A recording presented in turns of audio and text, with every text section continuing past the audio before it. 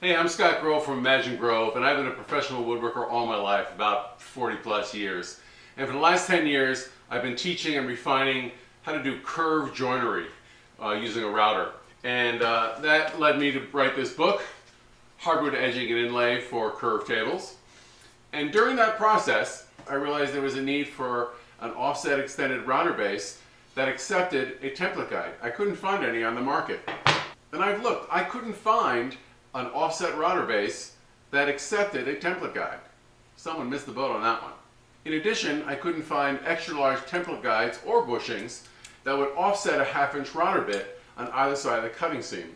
So I spent the last year designing a variety of prototypes and perfecting the ultimate router base. I wanted to pack in as many features as I possibly could think of, and I think I've got them all. Let me show you what I'm talking about. So first, using an extended router base, it helps the stability of your router, which gives you more control and more precision. How many of you have tilted the router base and have ruined an edge or a cut because the router is hanging off the edge? So besides it accepting a template guide, I include a removable center disc so it'll accept larger router bits. I've also added 2 slots on either side for adjustable fence, a center slot for cutting circles or large radiuses. There's also rulers, metric and imperial on either side, so you can make accurate adjustments. There's a series of universal holes, so it fits a variety of routers. Of course, I couldn't fit every router I wanted to, but I've included a centering pin. So the centering pin allows you to mount your grandfather's or the odd router onto this thing and get it exactly centered. There's also pins with nylon bushings for curved edge work. The mortising pins can also be used for centering a mortise. By putting a board in, twisting and rubbing the bushings on either side, that puts the router bit dead center on the board. Makes it very easy for mortising. I've included low profile bolts with knobs for your fences. The system comes with a 1-inch template guide. And with that template guide, I've given you a 1.5-inch bushing and a 2-inch bushing. These bushings are oversized and I couldn't find any, so I had them made. And what these are great for is to offset a 1/2-inch router bit on either side of the cutting seam. In addition, it will do an inlay on that seam. More about that later, and in fact, that's what my book is all about.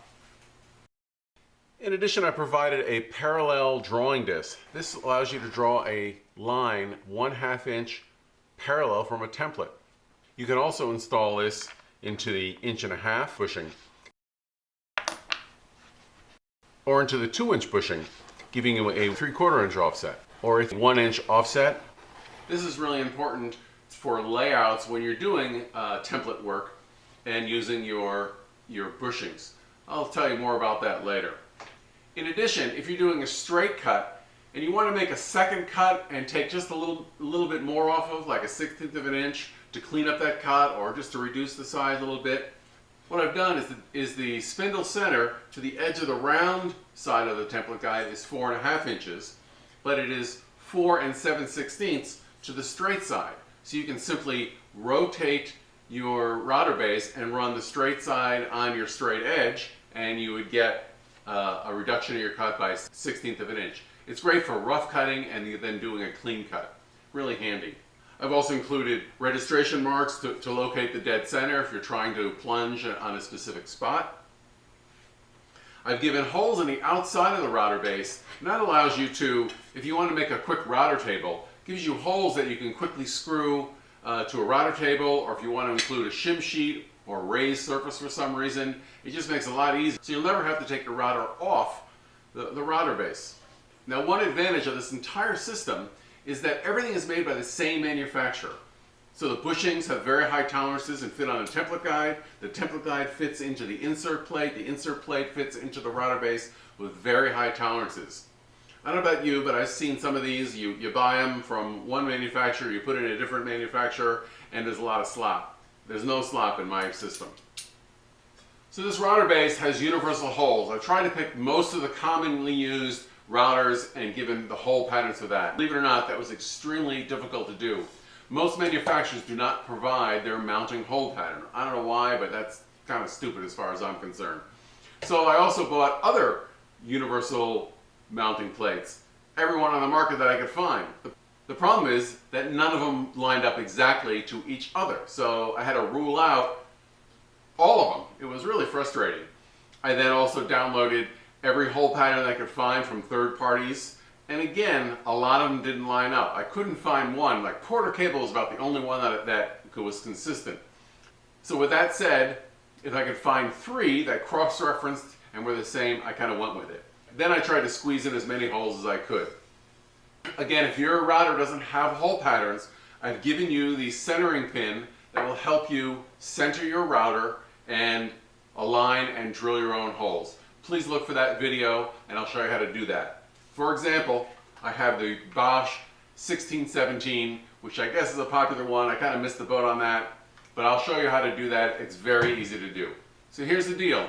I'm asking you to be a beta tester, and for that I'll give you a discount on this router base. So there are a couple of minor glitches on this router base which are only typos in the engraving. For example, the metric ruler says centimeters. That's not correct. It should be millimeters. I feel like a Hubble scientist there, right? And I don't know how I missed this one, but on the side here it says 4 and 15/16, the distance from the straight edge to the center. It should be 4 and 7/16. It's 1/16 inch less than the 4.5. So I got 2 typos on that. And on the card that I provide you that shows the layout, there's a couple errors here. The Porter cable should be an A hole, not the B hole. And I've given you a letter explaining all that. And again, on the website here, we'll be updating any other minor issues that we find. So I look forward for your feedback on how the Ultimate Router Base system performs for you. Please share with me your project. I'd be happy to share that with everybody else. So I hope the Ultimate Router Base will give you more control, more precision, and more safety. If you already haven't done so, I appreciate if you subscribe to my YouTube channel and on my website, ImagineGrove.com. I have a free design newsletter there that you might find useful. So thanks for watching, and remember to find the line and then cross it.